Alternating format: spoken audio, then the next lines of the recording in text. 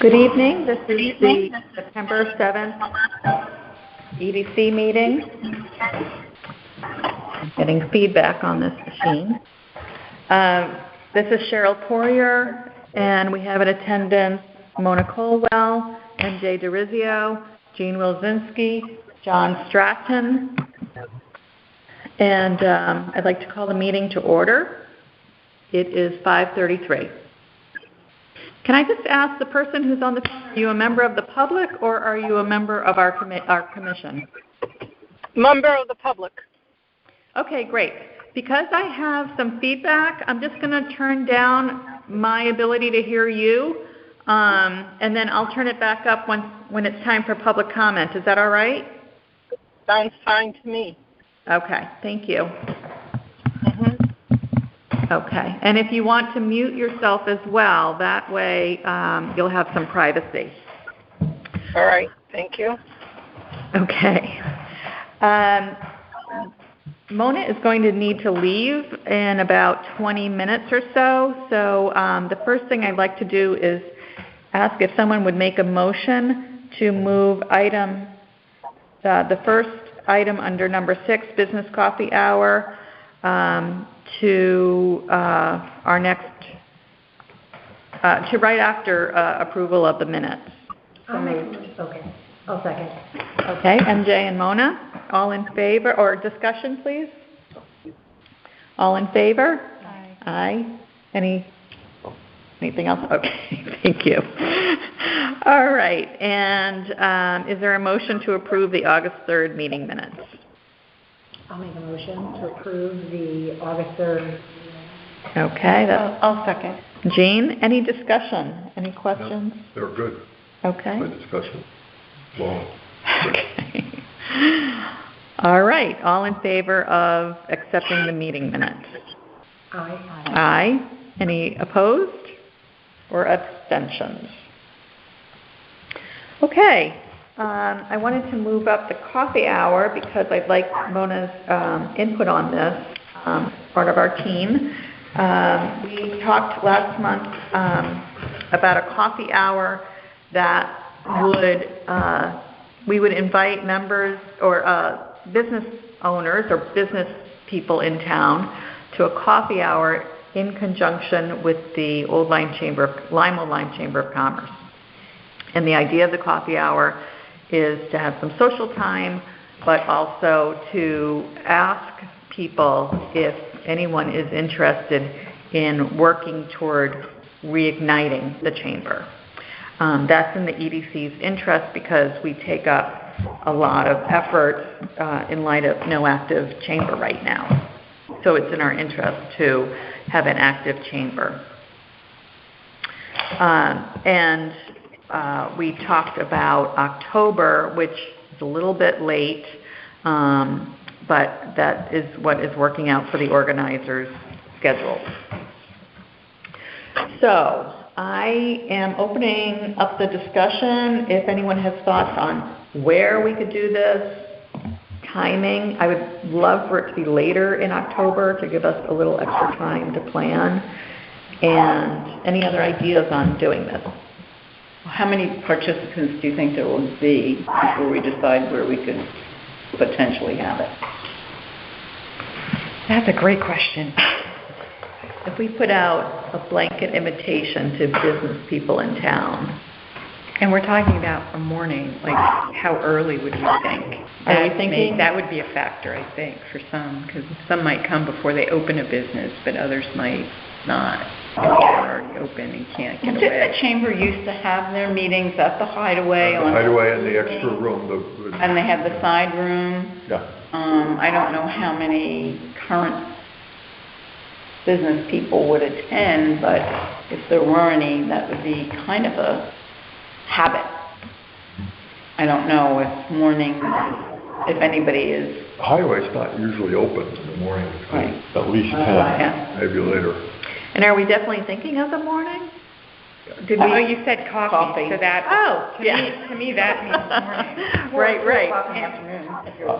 I would think later afternoon, sort of Yeah. Triton Chamber time, 5:30 something, which would allow people to drift in. Pre-dinner.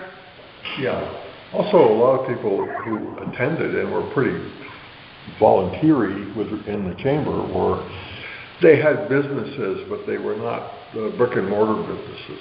They were people who did work at home, or they were real estate people whose hours were somewhat flexible, and whose social predilections leaned toward late afternoon gatherings. That's my guess. A few drinks, conversation. I remember them. They were very interesting. There was always news items and activities and scholarship monies to be dispersed and all kinds of things. And usually there was a guest speaker, as I recall. I did for 10 years. I at least coordinated, but I did more than half of the guest speakers. Right. And those speakers came from casual conversations. You should talk to something. Right. And they weren't all business related, as I recall. They were tangentially business. It had something to do with what we were doing here. I think there were a couple of authors Yep. at one point. Yeah, we had authors, we had farmers. Yeah, it was interesting. So, I think if we were to have, and I'm all for a late afternoon event, and, if we can serve, in addition to soft drinks, wine, that would be great. I don't know for sure, but I think we have to have a partner organization or not do that in town hall if there's alcohol. I don't know that. Probably. I don't know that either. At least we would certainly have to. Well, the Lions meet there. Yes. It's not, Oh, at the Hideaway? oh, yeah. Yeah. Oh, we certainly could have what they will circulate among us and take drink. So like a cash bar situation. Yeah, the cash bar, but have soda and Finger food. simple finger foods. Okay. Simple hors d'oeuvres. And to me, a key element of that, I'm very strongly in favor of this idea and of reviving the chamber, which I feel is waiting for some kind of, to use your word, reignition, to be reignited. Rather than scrambling for an excuse, we can provide the excuse to get it reignited. It doesn't have to be we who are the officers, directors, etc. I don't think that the structure of the chamber, I don't know this for a fact, but I don't think that the structure of the chamber has been abandoned. It's just who's in charge, what do we do? Well, Jean is the most recent board member we have in attendance here, so. It's been a struggle even before COVID because finding people to do the planning and who had time to do any of that was challenging. And it was great when Olwen was the president because she was a very organized, motivated to do that. But, sometimes you have one person who is that person, and when they leave, no one's really trained to do it in their absence, or has the time or inclination, because everyone who was on the board, and not everyone wants to do a dinner once a month or every other month. Well, I think the meetings were not at the and then dinner. there was dinner. That's not how it had been. The meetings were here. For the chamber? The board For the chamber? meetings for the chamber were. Oh, that's board meeting. Sorry, Correct. that was. So And you're talking about like business after hours and things like No, that? there I'm were not. many Meetings. It was alternating. For several years, we alternated a business after hours with a dinner because many people didn't want the full dinner, and it was really hard to find. There's a certain point where you don't have any more interesting people to invite to do the talk, and no one really had the time to go digging for that. I think a lot of. No one on the board at the time. I think a lot of what you're describing is a result of a faltering continuity. The chamber was around for 60 years, and it didn't serve everyone, but people knew that the first or the second Wednesday of every month there would be something, and we could sort of count on that. And the board meetings ranged from, for quite a while, like a couple of years, they were at the Bee and Thistle in the morning. Bee and Thistle, I don't know whether it was totally complimentary, but it was pretty close. So let me just interrupt.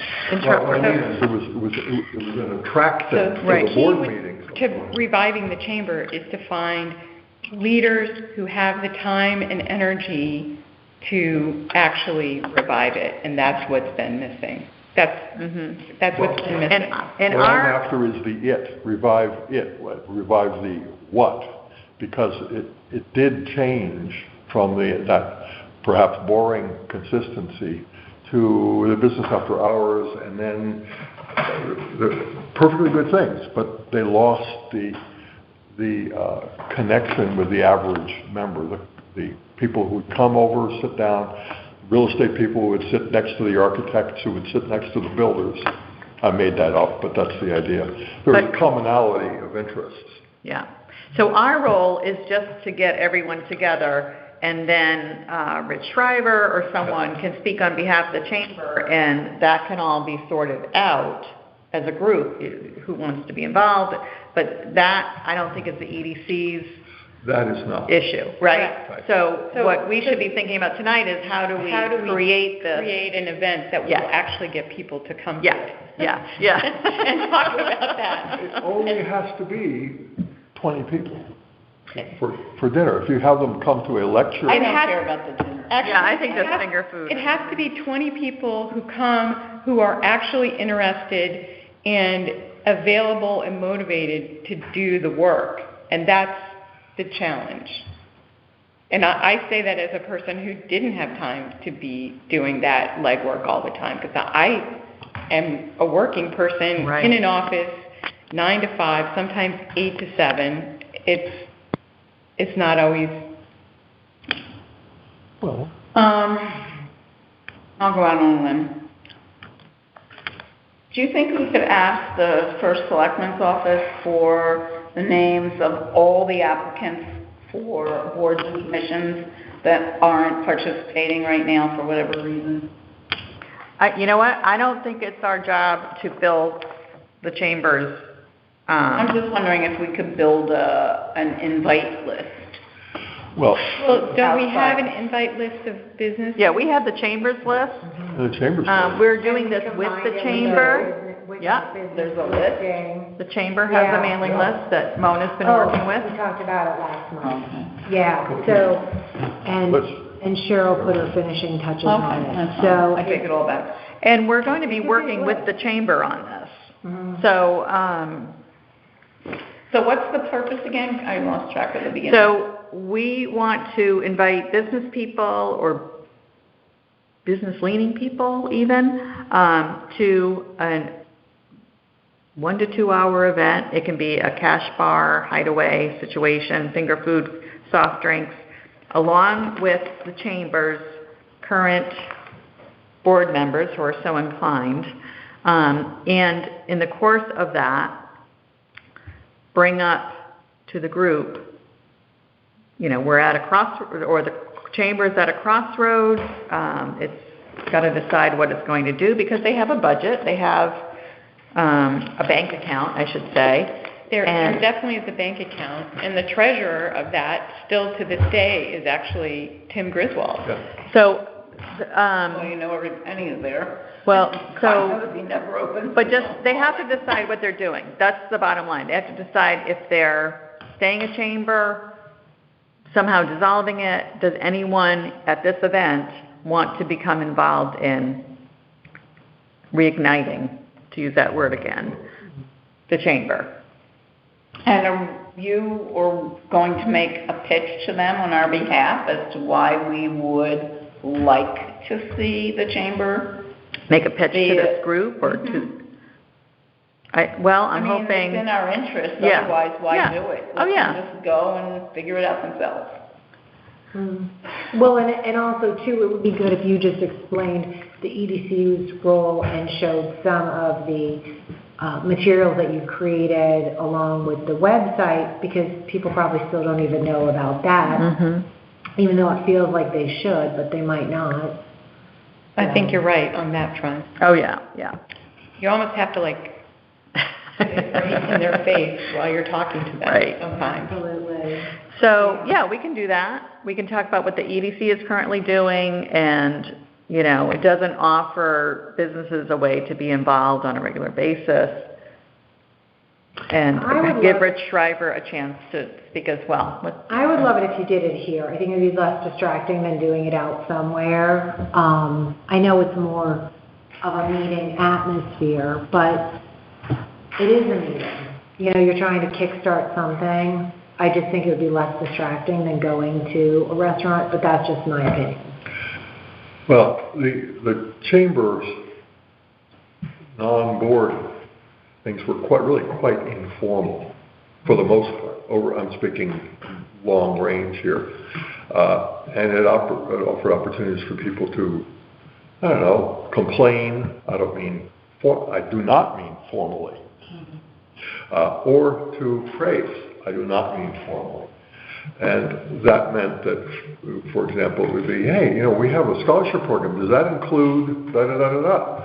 Well, that would be a question. We here at this meeting would have to document our thought process. The chamber didn't have to document anything. You could pick up a phone and call somebody.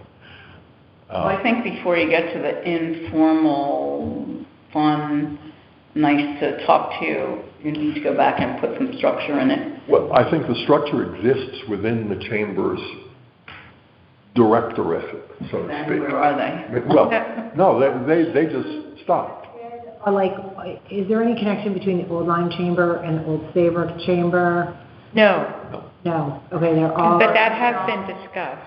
Aren't they all members of the U.S. Chamber of Commerce? Yes. Yeah. And at one time, the Old Lyme Chamber was under the Eastern Connecticut Chamber and sort of semi-dissolved under that, from what I We voted understand. to join the Eastern Connecticut Chamber for a 3-year period, trial period, to see how that would work, and the Eastern Connecticut Chamber waived their $125 dues to allow us to be part of it.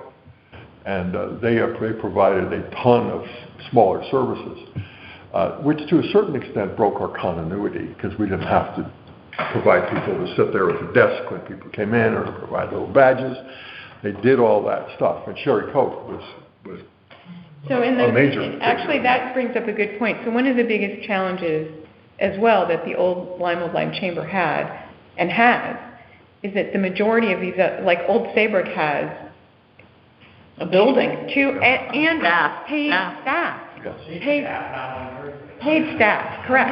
Can Yeah. we just promote them? So- Can we just We invite voted them? not to join them. Do you So- remember that? So I mean, Well, that would be perhaps a possibility. I know a number of businesses from Old Lyme are members, including my own office of that chamber. I kind of think that's, like, can't we just promote them? And then if at some point, moving forward, whoever joins them decides they're big enough to start their own, let them branch off, but just try to get them plugged in with a chamber. I don't know. That's what I think would be. I feel more of an alliance with them than I would to Eastern, to be honest. And I think most people in this community do, Would, yeah. just because I disagree with you. Maybe they would have an event at their place. I guess it would be maybe half and half. You're right on that. Well, because a lot of the people we attracted were former business owners who still had a lot of clout and volunteer clout in the town. Also, and they didn't want to go over the Saybrook. You have to go over the river. The classic reasons why you don't. Classic reasons why we're not part of the Saybrook Chamber. We're not part of the Saybrook dotted line, whatever it is, unless it's the Board of Realtors. Something like that. But I would say that as an EDC, what we want to focus on is business persons who need support services, Yes. support Yeah. And by the way, let's environment, not rather forget, than retired business persons. So let's not forget that it's the Old Lyme Chamber Right. of Commerce. Mhm. And so Gary Reynolds et al. Were pretty active. In fact, Leland Reynolds, Gary's father, was one of the first presidents of the Lyme Chamber of Commerce. In the But 30s. we don't have, first of all, there's not a lot of bricks and mortar anywhere anymore, but we have marginally none. here compared to whoever's in Eastern, let's just pick a town, even if it's Groton or even if it's just Mystic, or Saybrook. I mean, they're like growing because they've got real estate, they've got a commerce center. We don't. So are we forcing ourselves to create a chamber that doesn't have the density that it needs to be viable? Well, maybe. That's a fair question. So maybe what we should do, rather than having a kind of gathering of a variety of people, focus this as a meeting of past board members, people like Gary Reynolds, others, or the Reynolds, and just facilitate for them. Do you guys see a way forward? What do you want to do? I think that's a good idea. What And do you it's another think? service like that Economic Development's doing, it'll continue to help us to grow our database, and we know how much they appreciated when we brought all the commissions together so that they could meet each other. I think the commission should be invited too. Well, but maybe it's for these folks to decide. Are we going over to Saybrook? Are we restarting? Are we going And if we to did Connecticut? go Saybrook, would they actually provide less, maybe an Old Lyme or a Lyme? Some of their activities are very Old Saybrook focused, so that isn't necessarily what we would, our businesses would want, but some would be fine with that. But also, with their business after hours, I know when I was at the Florence Crystal Museum, we'd host business after hours, and whenever we had one for Lime Lyme, it was also Saybrook. Like both chambers came together at our business after hours. Thank you, Mona. That's okay. Does it matter to us if a business owner wants to join one or the other? I mean, why couldn't we integrate with who we believe would be our natural constituent to work with? We don't have to work with both of them. What if John wants to go to Eastern or I want to go to, Yeah. Well, the EDC is only concerned about helping whatever local businesses in our community need. So, yeah, you're right. We're agnostic on that from an EDC perspective, as long as they find a home, I guess. Mm-hmm. And if they are willing to redefine a need, it doesn't mean it has to be different, just redefine a need for their services. So, for about 15 years, there was a pretty active continuing scholarship program that connected the chamber with the schools, and also a different scholarship program, but parallel, which connected the town with the academy. So we gave the kids who were from O-Lyme, preferentially from Lyme O-Lyme, who were attending the academy. Some people flourished under that. Notice they got $1,000 a year for 4 years at the academy. That was nice. Some people got it as a little kickstart for them. That's the academy. That's the program. I have all this stuff on my computer, by the way.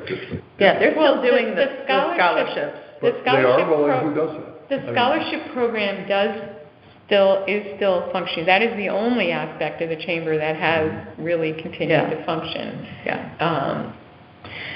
So, can I propose that instead of this concept of a coffee hour or hideaway get-together, we instead talk to Rich Shriver, the de facto president. Yeah. Thank you, because it's not exactly current president, but and a few others who have been very involved, and suggest we have a facilitated meeting here. And they can invite a variety of people who have been involved in the past or currently, and decide and make a decision on what's going to happen. Well, we, largely through you, but not exclusively, have touched, 20 or so fairly new businesses that have no history of dealing with the chamber. Correct. So why not, put the throttle to them a little bit? Because it wouldn't hurt Carla to talk with people who drive up and down Lime Street on their way to work in the morning, for example. I mean, informally. But I think also for instance, Saybrook, with their staff and with their information center, if you're a member of the Saybrook Chamber, you have the ability to have your rec card or your promotional materials in that information, that tourism center, Yes. that information center.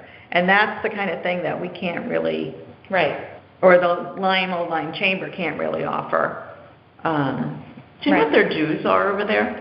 I do actually, because I just got my bill. I'd have to pull it up. I think it's not to be cheap, but it's more than that. And they just changed their dues structure. And Eastern Connecticut is like $325.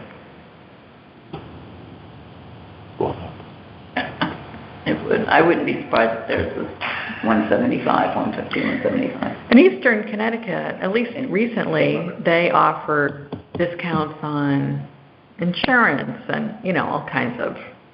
Well, they have a machine over there. They do. I get everything from them, and they too have a paid staff. And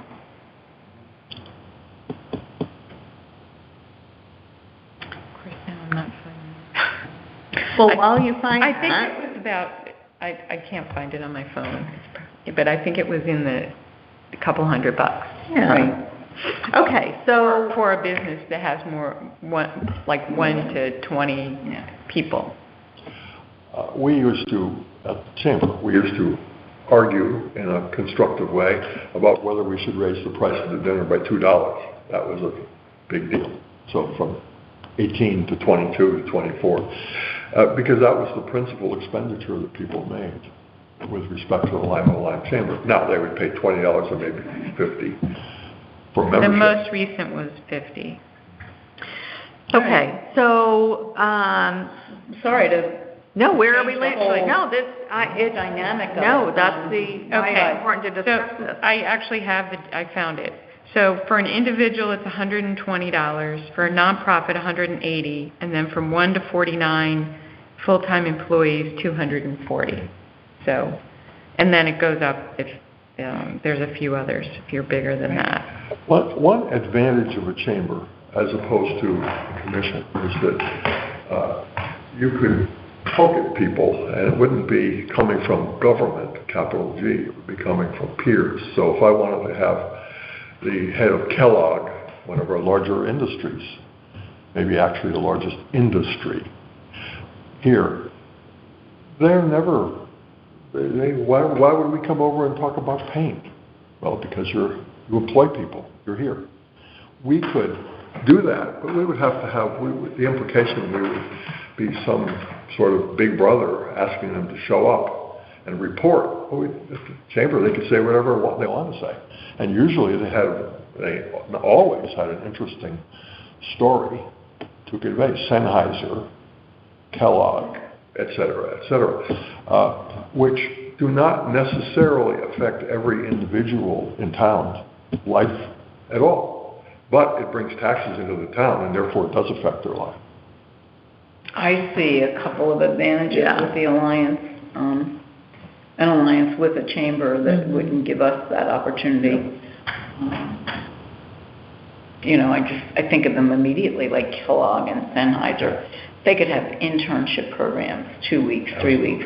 High school kids want to go into trades, kids want to go to college. They have websites that, they can promote other businesses and us and do things that we can't do. You're right, that separation. But for me, it's all about the economy. It's all about the job. We can't offer jobs. We can only find businesses and encourage them to offer jobs. Offering jobs as its own. We just used to discuss internships as opposed to scholarships. If you have an internship and you actually manage it, you have to have things like unemployment compensation. Well, that's not what we do. Well, have to figure out a way to incorporate. Well, they could be unpaid. They don't have to be for seasons. Well, that's they could right. be 2 weeks. And then you I use just want moral to get us suasion. back on track. But We got to get back on track. We have people listening to the meeting. So where we're leaving this is that we're going to gather people interested in the Lyme Chamber and whether or not it survives and facilitate a meeting with that group. So my next step is to get back in touch with Rich Schreiber, who I talked to a couple of weeks ago. And so I will send out a communication to everyone once I know where that's headed, but I don't see us having any sort of gathering of this group until late October. Fine. Okay? Seems reasonable. Make sure you include Tim Oh, yeah. Tim and I also talked. Olin and some of the previous chamber officers who have become dormant. Yep. Very good. Thank you for all of that.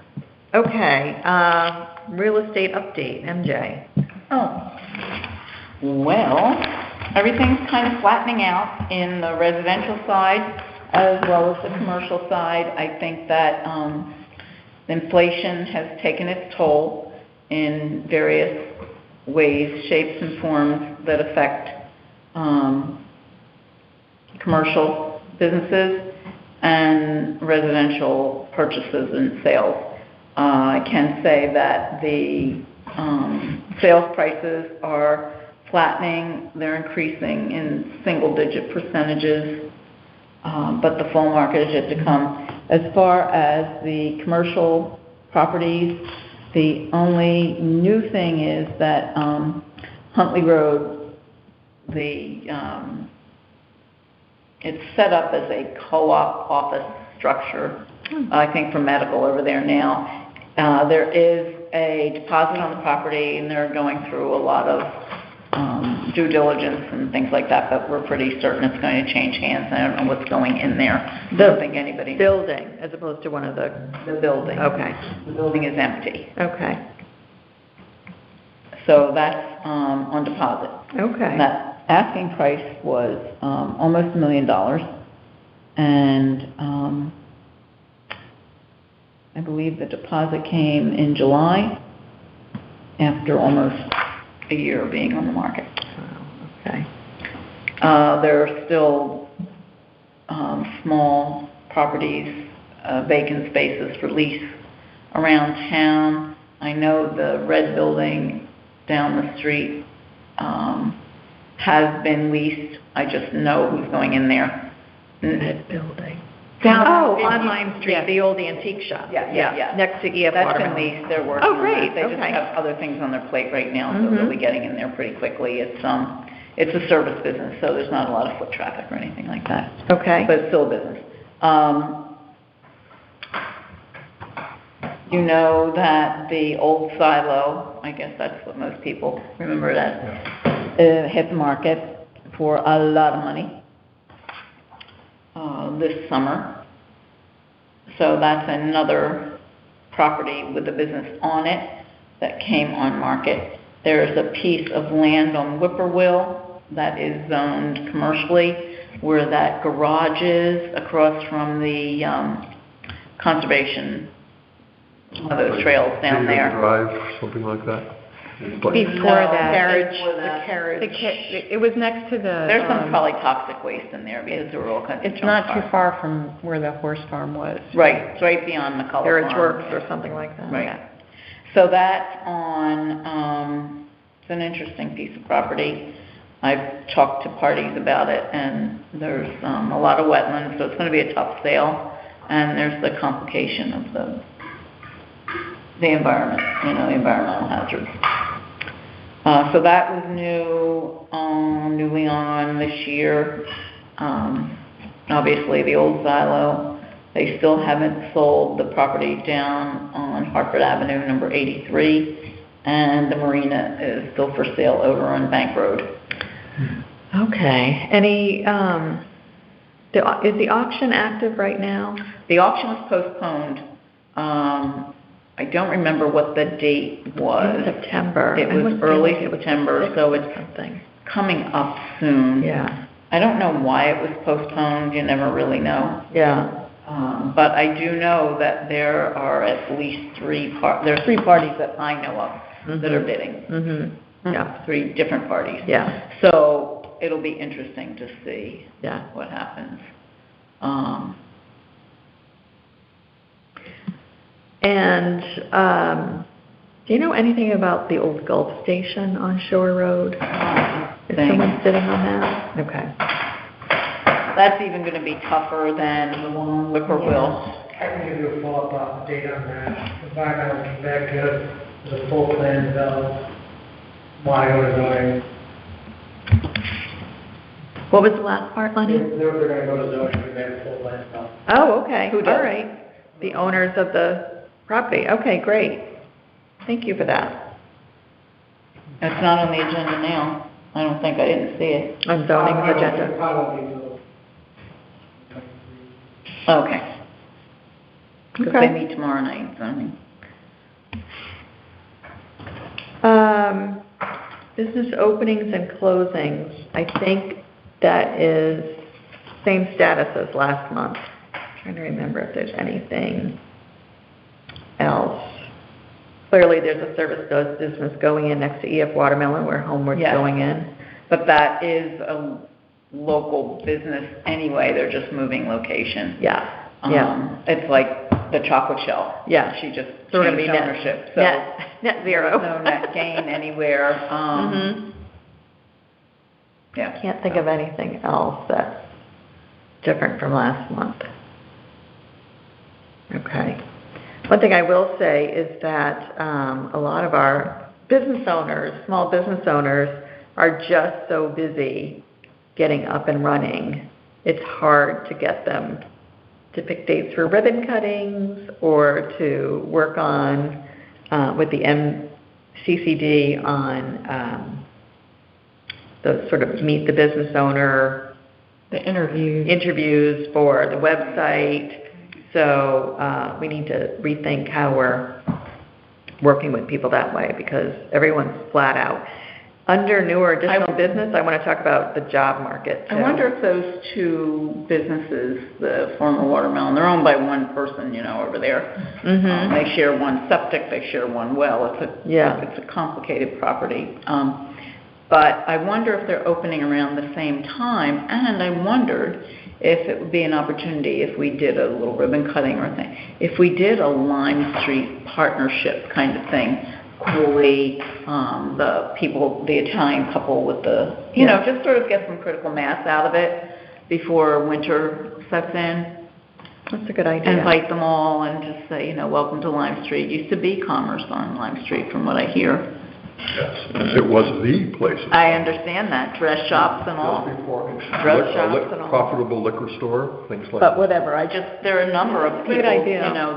There's Gary's got his law office there, there's a couple things going on. Maybe. Well, what we've done with the art district in the past is when Cooley is having an opening evening reception, everyone has an opening evening reception. Right. And you can do it as kind of a stroll. Right. So that would be an interesting idea. Right. To have like Thursday evening hours, that's really interesting. Right, because you've got a financial planner down Yeah. there, A couple of the galleries Right. down there. Right. Great.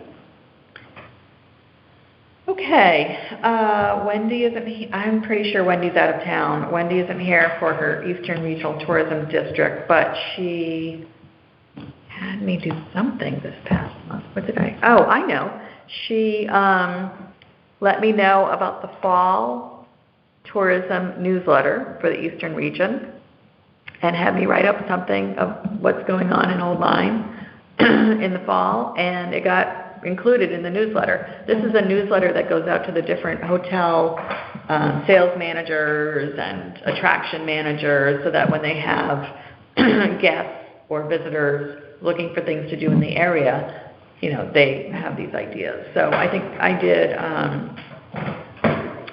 October Wheat Ferry and Black Hall for kayaking and stuff like that. Right. So Do we get the schedule on all the Combrio and all the musical things going on Lime Street? Do they go into the fall, and then there's the Halloween parade, and, how do we keep up with those? Limelight. We just rely on Limelight for their calendar. Calendars are really hard to manage. They are. And to ask people to add, one more calendar to. So we just direct people to the Limelight calendar.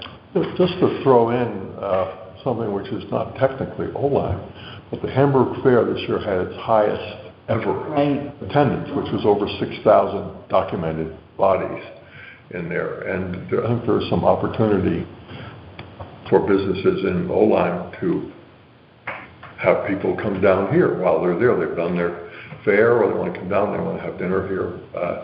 I know Sotheby's has a booth up there at the fair. Yes, I saw that. Right.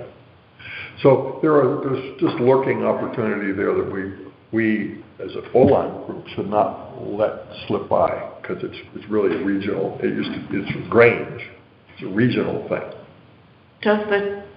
Not to harp on it, but I wonder if the Old Saybrook Chamber keeps a calendar, and since they're so They do. robust, they must, that would be a motivating factor. you They know. do actually. I get Yeah. it every week. Get on their calendar. Well, it's one more thing. Like, I know at the museum, I'd have to put stuff in there, and you Yeah. have to log in. Oh you my have God, to- it's just, I know, Yeah, I know. And there's 20 of them, so, Right.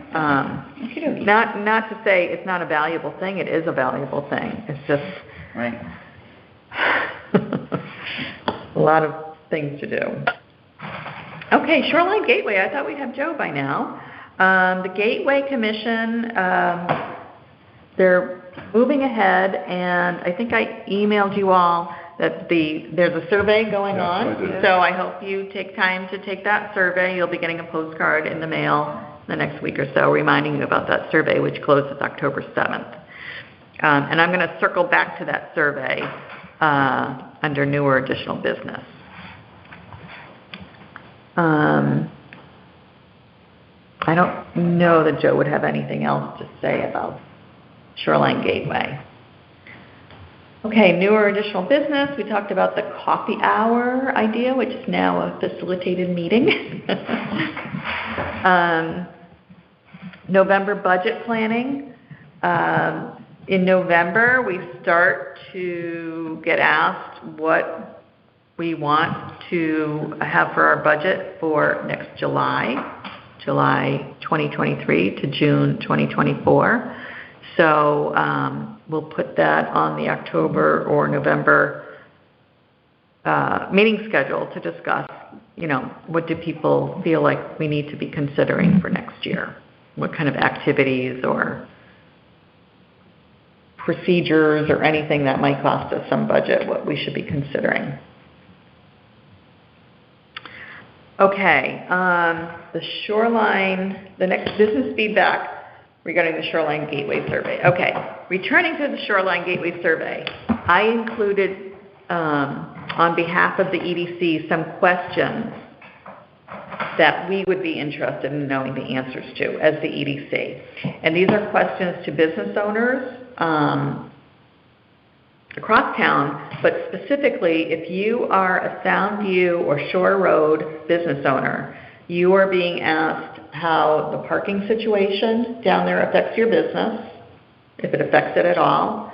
You're being asked the zoning regulations or, that sort of districting or zoning. Do those affect your business decisions?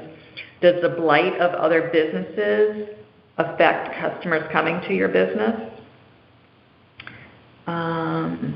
Blight, parking, zoning, and then just a general list of questions that I think everyone answers, speed, traffic control and things like that.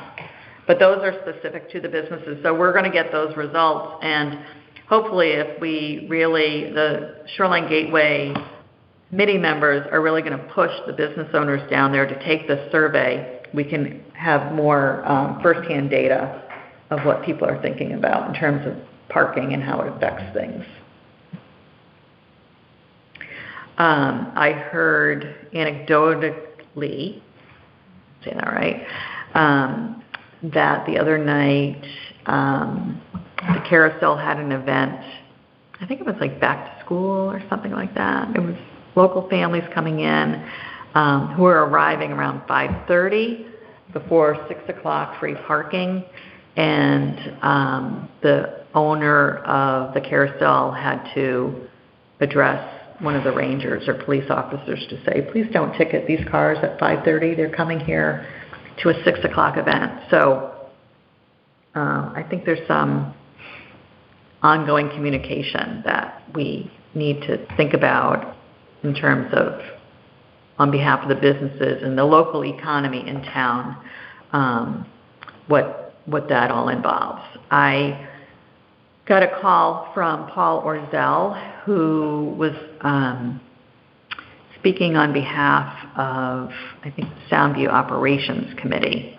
He's also on zoning, but this was about Soundview. And I told him what, like, my own biggest concern is the local economy. So we have day visitors who are coming in, perhaps paying for parking on the private lots or in the town lot, and they're spending the day there. But we also have local people who, you know, the example I gave was I had one of my kids in town, and I thought, oh, you know what, we should all go down to Surface Cafe and have, you know, breakfast down there. And it was Saturday around 9 o'clock, and I realized, oh, I don't want to pay a lot of money. I don't even have, supposedly you can pay $17 or something like that for 2 hours, but that wasn't an option on the meter. It was $35 to go down there. I don't have a beach pass. I didn't plan for that, so that wasn't an option. And I was unaware that there are business parking spaces in the public lot. I had no idea until I brought this up to someone else.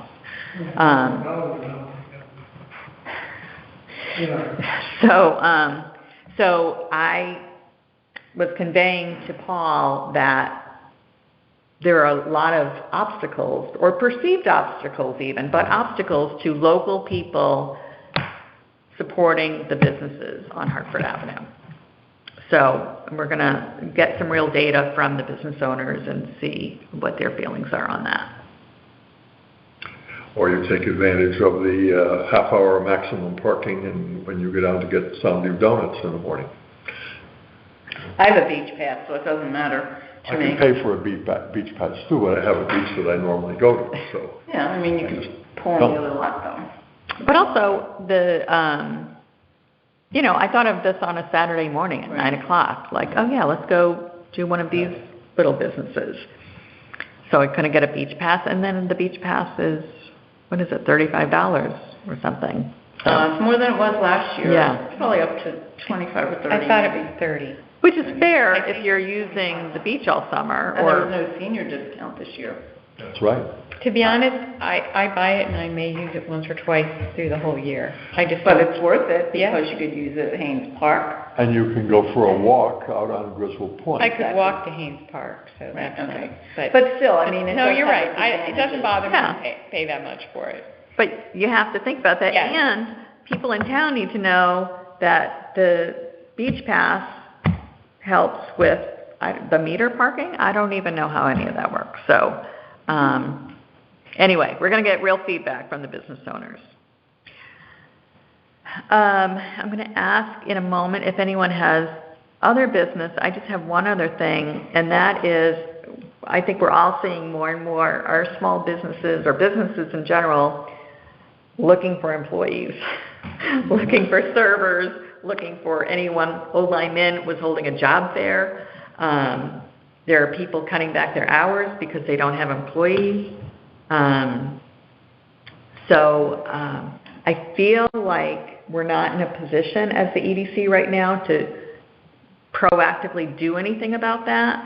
But I talked to Jen Datum in social services this week, and we thought maybe we can come together in the spring and have some sort of a job fair. So from our... That's a good function mixture of chamber and us, too, because the chamber As can well. all shake the trees. Yeah, and social We- services has people looking for jobs.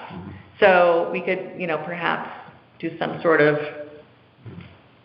if the chamber's in place, us, social services, and provide everyone one-stop shopping for filling out job applications, or it's even a way to promote, summer jobs or anything. Well, that's an extremely good point, because it is our local businesses that provide most of the summer jobs for our local kids. Mm-hmm. And that money goes into the local kids' college fund or whatever. as it has always been, as far back as I can remember. So perhaps we could think about something like that for, late April or something. We could start thinking about summer jobs. So, any other business, new business, other business? Did the chocolate shell arrive at a time for a ribbon cutting type transition? They have not yet. Okay, Carla's up there. I've talked to her a few times, and I do not put pressure on her. It's just a question. She's trying to build it up. She passed out paper bags, nice little cute paper bags with little goodies, like opportunities for like free coffee or things like that to the Lime Street merchants, her fellow window that indicates the business. I don't know how it turned out, but people were accepting them. Oh, that's great. Let me see what I can find out about the two businesses, the dates of arrival over there. Yeah, I am talking to Homeward. Oh, good. They were waiting for stock to come in. So all these pandemic issues are really... Because then there would be four. There'd be the chocolate shell, Carla, and the two. That'd be nice. That'd be nice Lime Street. That's true, yeah. Lime Street thing. Yeah. Could I, this may not be relevant, but Maura's departure from the academy. Oh, yes. That we should try to stay a little closer to that kind of information, because that's something that is kind of her responsibility, relationships with town as operating as a business. Just I just say keep your eyes open, because if somebody comes in from far out of town, as has been the case, they'll talk grandiosely about outreach without realizing what it means here. And we are an outreach potential for them. However it works, don't ask me to define it now, but I could imagine ways. I would say let's be alert to that as a possibility, so it's a kind of personnel groundbreaking that I'm looking at, or ribbon cutting. Okay. So the Lime Academy is looking for a new managing director, and the museum is looking for a new executive director. That's right. Yeah, as well. So lots of changes coming on Lime Street. Okay. I'm going to turn this up. And we have someone in person here, and we have someone on the phone. So I'm going to ask first on the phone, does anyone have public comment? No, except that I appreciate you still offering this as a remote possibility for us. Thank you. Thank you. I'm glad it's working tonight for you. Yes, thank you. Okay. Thank you. All right. Anyone in person here? Public comment? Yes. Okay. So my name is Lenny. I came to speak about sound viewings on the subject trying to do with the chamber. Obviously, it's good to see that you guys are trying to assist the chamber in providing functional whatever. You know what, Lenny, can you, while you move up here, I want you to be, and also for our clerk, it's Len Corto, C-O-R-T-O. Okay, go ahead. So I just have a couple suggestions. I think there's room for economic development to step in if chamber doesn't revive itself. You can make a subcommittee. You could ask for additional funds from, the town for your new budget. You can hire employees. There's a bunch of stuff you guys could do if the chamber doesn't materialize into something, and I don't see a long-term solution with the foundation as it is, but it's good that you guys are trying to do that. As far as the sound view and the parking, I just kind of wanted to bring up some issues with that. I know in the past on the agenda, Frank Papalaro from Soundview Beach Commission, Safety Operations Committee, and the Gateway Committee was supposed to talk, and I know that conversation never kind of came to be. So I would just like to give some of my facts that I have about the Soundview and the parking and kind of what's going down there. Since he's been in charge of the committee, there's a record number of low businesses in the history of Soundview since they took over. There's been more closures, no new openings, and a couple changing of tenants of existing businesses that have always been open. They changed the parking fees to $75 this year, which resulted in the community outrage, people calling everyone elitist, classist, racist, online on news stories. It also generated historical low parking revenue for the history of the town of Old Lyme. So this year, they'll make the lowest amount of money they've ever made, with the exception of 2020 as a pandemic rule. And businesses are outraged. You'll get, that feedback from everyone. I did a survey today on my own on Facebook, and over 90% of people agreed that the parking should not be $75. And about 40% of people said it was unethical and embarrassing to the town. He had the governor call out people, and the bottom line is what the Soundview Beach Commission is doing with the parking fees is driving further investment out of town, driving future investors to other places, and driving property values in the Grand List down. You guys know Gene from Black Hall Marina. He wanted to open, a new shop down there. Put together a beautiful presentation, Frank Pappalardo said no, even though he's not in charge of anything. But he drove Gene out of town, built a beautiful new place in Westbrook, and now there's a sign at the top of Hartford Ave that says, hey, leave Hartford Ave and go to my paddleboarding shop, down the street. There was a beautiful sign that said, welcome to Soundview Village, and now it's just advertisement for cigarettes and propane at the gas station because it's just Soundview, it's not maintained, and people like Frank Pappalardo have a negative effect on property values, business, future investment, and those are just, the facts. You'll get everything in the survey, when it comes in, and that'll be, in the same area of 85 to 95%. And, if you agree with the $75 parking, you're really agreeing with those adjectives I used before. And it's unfortunate that anyone would ever want to price someone out of Soundview to expect something different. It's just, it's classist and elitist and those other ists that people say.